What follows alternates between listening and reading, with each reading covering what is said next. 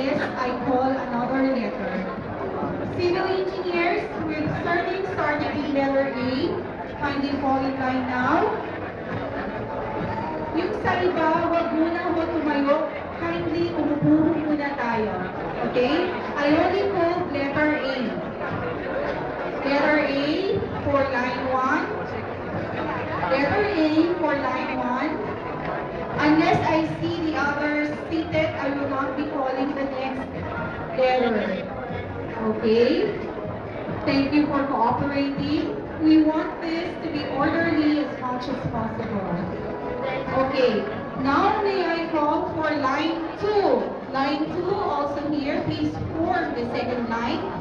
Those civil engineers with surname starting with letter C as in cat.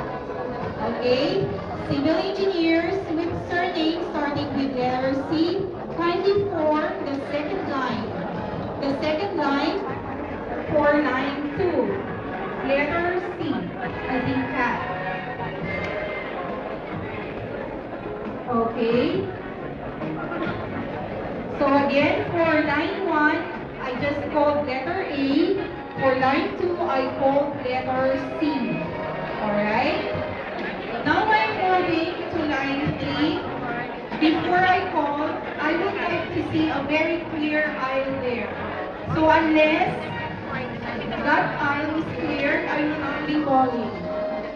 I request you now to please go back to your seats. Engineers, unless I see a clear aisle, I will not be calling.